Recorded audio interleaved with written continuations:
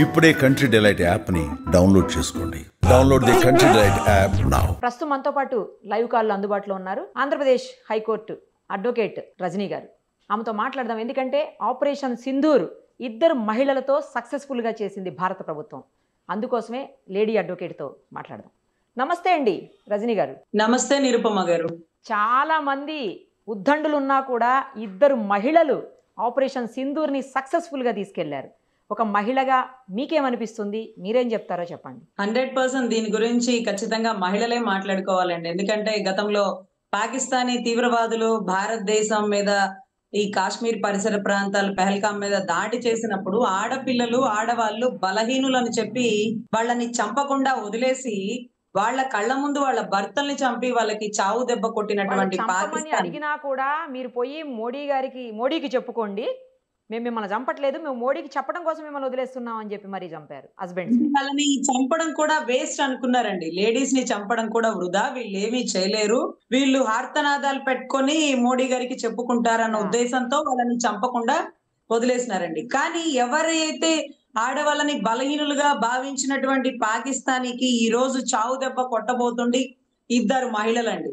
వాళ్ళు ఒక్కొక్కళ్ళు ఒక్కొక్క దాంట్లో నిష్ణాతులైన వాళ్ళని తీసుకొని ఈ రోజు వాళ్ళ సమక్షంలో ఈ పెద్ద మెరుపు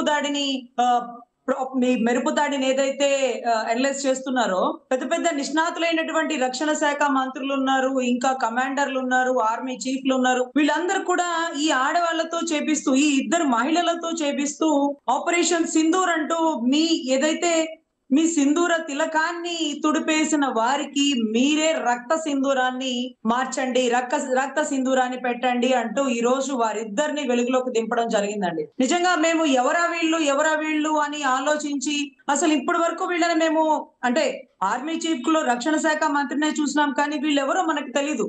కానీ వీళ్ళ గురించి తెలుసుకునే కొద్దీ తెలుసుకోవాలన్నంత సబ్జెక్ట్ అయితే ఉందండి. గతంలో ఏదైతే కల్నల్ గారు ఉన్నారో ఆవిడ ఒక ఆర్మీకి సంబంధించినటువంటి 18 దేశాలు పూణేలో ఒక ఆర్మీ కమాండర్స్ మీటింగ్ జరిగినప్పుడు కేవలం ఒక భారతదేశం నుంచి ఒక మహిళ మాత్రమే, అంటే 18 దేశాల వాళ్ళ ఆర్మీ చీఫ్లు పెట్టుకున్నారండి. కానీ ఒక భారతదేశంలో మాత్రం ఈవిడ మాత్రమే ఆ ఆర్మీ ఎక్సర్సైజ్ 18 మొత్తం కండక్ట్ చేశారంటే అంటే ఈవిడ ఎలా చేస్తుంది అంటే లేడీస్ భారతదేశంలో భరత మాత, భూదేవి ప్రతిదీ స్త్రీతోనే స్టార్ట్ అవుతున్నప్పుడు ఇంత గొప్ప మహత్తర యుద్ధం, ఇంత గొప్ప సమాధానం కూడా ఇద్దరు మహిళలతో చెప్పించడం అనేది నిజంగా భరతమాతకి నిజంగా గర్వకారణం అండి. తొలగిన సింధూరాన్ని మళ్ళీ మీ మహిళలతోనే దిద్దిస్తాను అంటూ ఈ రోజు మోడీ గారు తీసుకున్న నిర్ణయానికి నిజంగా ప్రతి ఒక్కరూ లాల్ సలాం చెప్పాల్సిందేనండి. ముఖ్యంగా ఈ ఆర్మీ కమాండర్స్ ఎవరైతే ఉన్నారో, లేకపోతే ఏదైతే ఇంకొక ఆవిడ ఏదైతే సింగ్ అండి, ఆవిడైతే ఒక వైమానిక దళానికి త్రిదళాలలో వైమానిక దళం అనేది చాలా ఇంట్రెస్టింగ్ అండి. హై రిస్క్ ఫ్లయింగ్, ఆ హై రిస్క్ ఫ్లయింగ్ లో ఆవిడ ఎక్స్పర్ట్ అట. నడపటంలో ఆవిడని మించిన వాళ్ళు లేరట యుద్ధ విమానాలు నడపటంలో. అంటే దాంట్లో నేర్చుకోవడం అనేది ఎంత ఉంటుందో, వచ్చి సబ్జెక్ట్ రావడం అనేది ఎంత ఉందో, కానీ ప్రాణాలకు తెగించి పోరాడగల యోధులు ఎప్పుడు ఆడబిడ్డలేనండి. చాలా ఎప్పుడన్నా చిన్న గొడవలు వచ్చినా, చిన్న ఇబ్బందులు వచ్చినా మీరు లేడీస్ మీరు తట్టుకోలేరు అంటారు. కానీ నవమాసాలు మోసే కన్న తల్లి పడే నెప్పుల ముందు ఇక ఏ మగవాడు ఎంత నెప్పులైనా వృధానేనండి.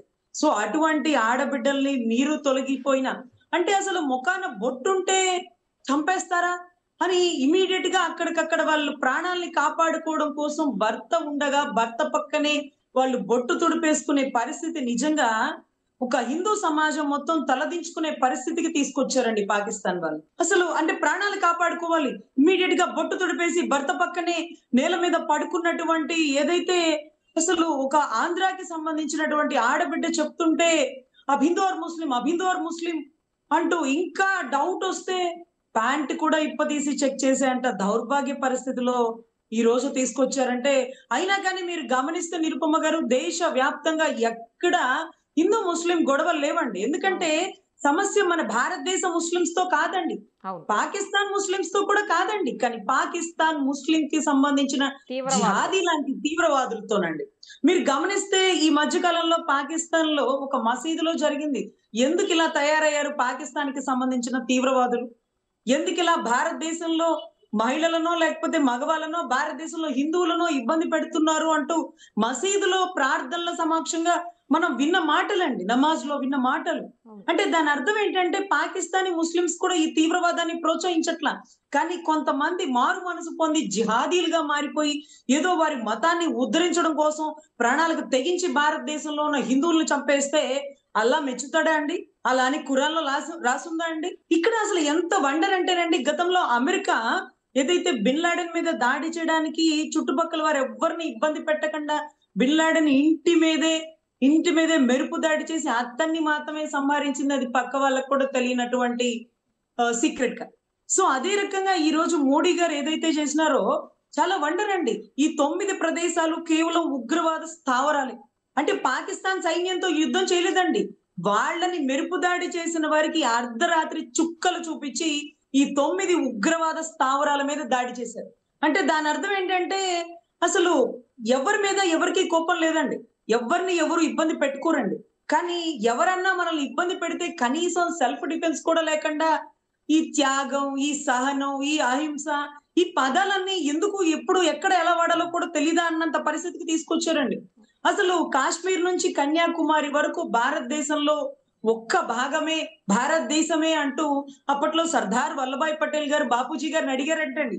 హైదరాబాద్ మాత్రమే యుద్ధం చేస్తున్న టైంలో, బాపూజీ మీరు నాకు అవకాశం ఇవ్వండి, కాశ్మీర్ ని కూడా మనం గెలుచుకోగలం, కాశ్మీర్ ఎప్పుడు పాకిస్తాన్ కి చెందకూడదు, ఎందుకంటే ఈ గొడవ ఇవాళతో సమాధి ఇవ్వకపోతే భారతదేశ ప్రజలు ఈ సమస్యని ఇంకా అడుగడుగునా ఎదుర్కొంటూనే ఉండాల్సిందే. ఇప్పుడు కాలికి షుగర్ వచ్చింది అనుకోనండి, వేలికి ఆ వేలు తీసేస్తే పోతుంది, అంతేగాని అట్టే పోనీలే ఏం కాదులే ఇంకెందుకులే అనుకుంటే అది ఒళ్ళంతా పాకినట్టుగా పాకిస్తాన్ ఆక్రమిత కాశ్మీర్ ని అప్పుడే పటేల్ గారు జయించి ఉండాల్సింది. కానీ బాపూజీ గారు అహింస లేకపోతే ఇంకోటి అంటూ ఆయన కాళ్ళు చేతులు కట్టేశారు. ఈ రోజు పటేల్ గారి ఉగ్ర రూపం దాల్చి మోడీ గారు వచ్చారేమో అనిపించిందండి. ఇక నుంచి ఈ గొడవలుండవు, ఇక్కడితో సమాధి అయిపోతాయి. ఈ రోజు ఐక్యరాజ్య సమితి వచ్చినప్పటికీ మేమేమి వాళ్ళతో యుద్ధం చేయలేదండి, వారే ఆయుధాలు లేనటువంటి భారతదేశ సివిలియన్స్ మీద పాపం దేశం చూడడానికి కాశ్మీర్ మనది అనే నమ్మకంతో వచ్చినటువంటి భారతదేశ సిటిజన్స్ మీద వారు మెరుపు దాడి చేసి హిందువా ముస్లిమా అని అడిగి మరి ప్రాణాల్ని హతం చేసినారు. సో ఇటువంటి పరిస్థితుల్లో యుద్ధం అనేది అనివార్యం, ఇక ఖచ్చితంగా జరగాల్సిందే. ఇక్కడ ధర్మం, న్యాయం, చట్టం అనేది ఏవి ఉండవండి. ఇంత దారుణమా? ఉలిక్కి పడుతున్నారు, నిద్రలో భయపడిపోతున్నారు, భర్త యాక్సిడెంట్ లో చనిపోవడం, అనారోగ్యంతో చనిపోవడం, ఇంకోటి చూస్తున్నారు. కళ్ళ ముందు హిందువైన పాపానికి చచ్చిపోవాలా? హిందువైతే మేము చచ్చిపోవాలా? హిందువు అని చెప్పే ధైర్యం లేదా? భర్త బతికుండగా భర్త ముందు సింధూరాన్ని తుడపాలా? ఆ తుడిపిన సింధూరాన్ని 2 మహిళలతో ఈ రోజు రక్త తిలకం, సింధూర తిలకం దిద్దిస్తూ ఈ రోజు పాకిస్తాన్ ఉగ్రవాదుల మీద మాత్రమే మెరుపు దాడి చేస్తున్న మోడీ గారికి నిజంగా భారతదేశంలో మహిళలు మొత్తం పాదాభివందనం చేస్తామండి. ఎందుకంటే అసలు ఇది ఊహించుకుంటేనే మాకు రోమాలు నిక్కబొడుస్తున్నాయండి. అయితే అవుతే యుద్ధం, పోతే పోతాం ప్రాణాలు, కానీ ఇక కాశ్మీర్ ని మనం పోగొట్టుకోకూడదు. ఎందుకంటేనండి ఆది శంకరాచార్యుడు కాశ్మీర్ నుంచి కన్యాకుమారి వరకు ఆయన 3-4 సార్లు పాదయాత్ర చేస్తున్న ప్రతిసారి ఆయన అనేవారు, భారతదేశంలో బౌద్ధిజం కంటే హిందూయిజం ఎక్కువగా ఉండాలి, హిందూయిజాన్ని ప్రోపకండ కోసమే కేవలం ఆది శంకరాచార్యుడు జన్మ అనేది ఉద్ధరించబడింది అంటూ జైశ్చేశ్వర స్వామి ఆలయం ఉంటుందండి శ్రీనగర్ లో. అక్కడి నుంచి ఆయన పాదయాత్ర చేసిన ప్రతి అడుగు భారతదేశానిదే, భరతమాతదే. అసలు భరతుడు పాదుకలు ఏదైతే రాముల వారి పాదుకలతో భరతుడు రాజ్యం ఏలించినటువంటి భారతదేశం అయితే అసలు నిజంగా ఇంకొకటి ఏంటంటేనండి, ఆ పాకిస్తానీ శానిటరీ ఒక ఆవిడ ఉన్నారు. ఆవిడ అసలు ఎంత ఆశ్చర్యమో, ఒక ఆడదాని వల్ల యుద్ధాలు జరుగుతాయి అంటే నేనేమో మరి నమ్మలేదు. కానీ ఆవిడ మాటలు, మా పాకిస్తాన్ చేతులు గాజులు తొడుక్కోలేదు అంటే, గాజులు తొడుక్కునే వాళ్ళు చేయలేరనమాట. గాజులు తొడుక్కునే ఆడబిడ్డలు 2తో ఈ రోజు యుద్ధం చేపిస్తున్న మోడీ గారు గాజుల వాల్యూ చూపిస్తారండి. ఎందుకంటే ఆవిడ రెచ్చగొడుతుంది, బాబ్రీ మసీదు కట్టిస్తుందట, దానికి ఫస్ట్ పునాది వాళ్ళ ఆర్మీ చీఫ్ వేస్తాడట. ఉన్నాడా ఇప్పుడు? తప్పిపోయాడా? కనపడుట లేదా? లేకపోతే హతమైపోయినాడా? అసలు ఇంత గొప్పగా అయోధ్యలోనండి రామ జన్మ భూమి అనే ప్రదేశంలో రాముడికి నిలవు నీడలేక సివిల్ డిస్ప్యూట్ కేసులో శామ్యాన కింద విగ్రహాలు ఇన్ని సంవత్సరాలు ఉన్నాయండి. మనం కూడా కనీసం ఇల్లు లేకపోతే రేకుల షెడ్ లోనే ఉంటాం, కానీ కనీసం రేకులు కూడా వేయకూడదంటండి సివిల్ డిస్ప్యూట్ అని. మేము అయోధ్య చూడడానికి వెళ్ళినప్పుడు శామ్యాన కింద రాముల వారి విగ్రహాలు పెట్టారండి. వర్షానికి తడిచిపోతున్నాయి, ఎండకి ఎండిపోతున్నాయి, గాలివానలకి శామ్యాన కూలిపోతుంది, కానీ విగ్రహాలు మాత్రం అక్కడే ఉంటాయండి. అంత దారుణంగా రాముడు పుట్టిన ప్రదేశంలో రాముడికి ఇంకా కూడా కష్టాలా అన్న టైంలో మొన్న ఈ మధ్య కదండి మనం రాముడి అవును. దేవాలయం కట్టుకుంది. Correct. ఆవిడ రాముడి దేవాలయం కూల్చేసిద్దంట, రామ్ మందిర్ కూల్చేసిద్దంట.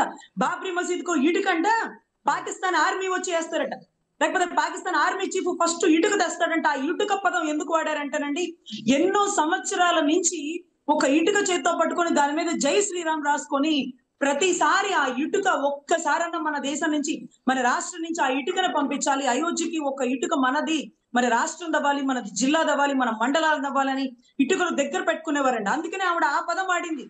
ఆవిడట పాకిస్తాన్ నుంచి ఇటుక తెచ్చే వరకు మనం చూస్తాం సోజ్యం మరి రామ్మ తల్లి అని. సో ఇటువంటి ఆడవాళ్ళ మధ్యలో దేశం కోసం ప్రాణాలకు తెగించే పోరాడే ఇలాంటి కల్నల్, ఇలాంటి వింగ్ కమాండర్లు, వీళ్ళిద్దరిని తీసుకొచ్చి ఆ వ్యోమికా సింగ్ అయితేనండి ఈ విమానం ఇలా వెళ్తే ప్రాణాలు పోతాయి, ఇలా చేయకూడదు, హై రిస్క్ అంటే ఇలాగే చేస్తా, భారతదేశ భరతమాతని కాపాడతా, నా ప్రాణం పోయినా పర్లేదు అన్నటువంటి ఆ వింగ్ కమాండర్ వ్యోమికా సింగ్ గారికి నిజంగా లాల్ సలాం అండి.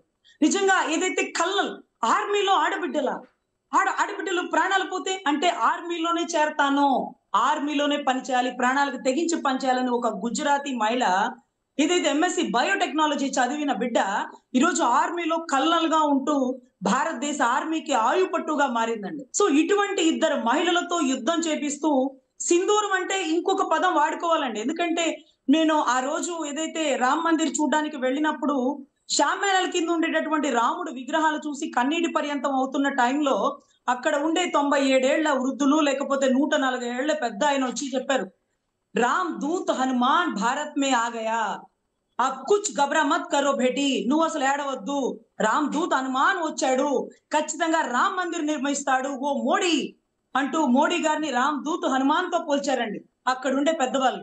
ఖచ్చితంగా ఇతను కట్టించగలడు, ఇతని వల్ల సాధ్యం అవుతుంది, ఇతని టైంలోనే సాధ్యం అవుతుంది అని చెప్పిన ఆ పెద్దవాళ్ల మాటలకి తార్కాణంగా ఈ రోజు రామ్ మందిర్ వెలిసిందండి. సింధూరం అంటే అన్ని గుళ్ళకి వెళ్ళినప్పుడు మనం బొట్టు, తిలకం, కుంకుమ అంటాం, కానీ ఒక్క హనుమాన్ టెంపుల్ కి వెళ్ళినప్పుడే సింధూరం అనే పదం వాడతాం.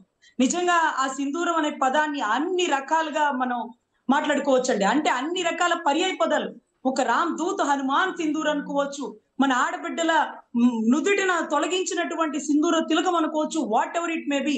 గాజులు తడుక్కున్నారా మా ఆర్మీ, పాకిస్తానీ ఆర్మీ అని మాట్లాడిన విర్రవీగిన శానిటరీ, ఆ శానిటరీ ఏదైతే పాపం పాకిస్తానీ ఆడబిడ్డ ఈ రోజు భారత మాత ఇద్దరు ఆడబిడ్డలు మీ పాకిస్తానీ తీవ్రవాదులకి మాత్రమే సమాధానం చెప్తారండి. ఎందుకంటే ఈ పదాన్ని ఎందుకు వాడుతున్నానంటేనండి, పాకిస్తాన్ ఆర్మీ మీద మనకు కోపం లేదు, పాకిస్తాన్ వాసుల మీద మనకి కోపం లేదు, కేవలం పాకిస్తానీ తీవ్రవాదుల మీద. మసూద్ అలీ, వాళ్ళకి సంబంధించిన కుటుంబ సభ్యులు, వాళ్ళకి సంబంధించినటువంటి జిహాదీలందరూ 100 మందికి సైతం చనిపోయారండి. 9 టార్గెటెడ్ ప్లేస్ లో మాత్రమే యుద్ధం జరిగింది. సో వీటిలో మనం ముఖ్యంగా చెప్పుకోవాల్సింది ఏంటంటే మళ్ళీ వైజాగ్ పరిసర ప్రాంతాల్లో దాడి జరిగే అవకాశం ఉండొచ్చు. ఎందుకంటే గతంలో కూడా 1971 లో కూడా పిఎన్ఎస్ గాజా ద్వారా వాళ్ళు వ్యోమానికి, అంటే వాళ్ళకు ఒక నావీ ఫోర్సేనండి, ఆ నావీ ద్వారా చైనా సపోర్ట్ తో తీసుకున్న నావీ ద్వారా ఈ ఐఎన్ఎస్ ఏదైతే ఈ పిఎన్ఎస్ గాజా ద్వారా తీసుకొచ్చారండి. కానీ అక్కడ మన ఐఎన్ఎస్ విక్రాంత్ మీద దాడి చేయించడానికి కోసం చేసినటువంటి ఘటన, కానీ దాన్ని భారతదేశ నావీ తిప్పికొట్టి దాన్ని అక్కడే తుదిముట్టించిందండి. సో ఇదే రకంగా అందుకే హై అలర్ట్ ప్లేసుల్లో హైదరాబాదు, వైజాగ్ ఎందుకు చెప్తారంటేనండి, నావీ ప్లేసుల్లో ఏదైతే గతంలో పవన్ కళ్యాణ్ గారు అంటారు చూడండి, సీజ్ ద షిప్ అన్నప్పుడు ఈ షిప్ లో బియ్యం మాత్రమే కాదు, ఏదైతే ఉగ్రవాదులు కూడా వచ్చే అవకాశం ఉంటది, అన్యాక్రాంతంగా ప్రవేశించడానికి ఇదొక్కటే మార్గం అనే రకంగా అన్నారు చూడండి. సో అదే మాదిరిగా వైజాగ్ పోర్టు, కాకినాడ పోర్టులు కొన్ని ప్రదేశాల్లో కొంచెం చాలా అలర్ట్ గా ఉండాలండి. గతంలో గోల్కొండ చాట్ ప్లేస్ కానీ, లుంబిని పార్క్ కానీ జనాలు పాపులేషన్ ఎక్కువ ఉండే ఏరియాలో కూడా జరిగే అవకాశాలు ఉండవచ్చండి. ఎనీవే యుద్ధానికి సిద్ధమయ్యాం, కాశ్మీర్ ని కోల్పోము. పటేల్ గారి ఆఖరి కోరిక తీర్చుతున్నటువంటి నరేంద్ర మోడీ గారికి నిజంగా భారతదేశ వాసులే కాదండి, ఏదైతే నుదిట తిలకాలను దిద్దుకున్నటువంటి ప్రతి ఆడబిడ్డ మీకు జీవితాంతం రుణపడి ఉంటుంది, చరిత్రలో మీ పేరు మిగిలిపోతుంది మోడీ గారిని మనస్ఫూర్తిగా చెప్పుకుంటున్నానండి. థ్యాంక్ యూ అండి, thank you so much. Suman టీవీలో మీ పర్సనల్ అండ్ బిజినెస్ ప్రమోషన్స్ కోసం కింది నెంబర్కి కాంటాక్ట్ చేయండి.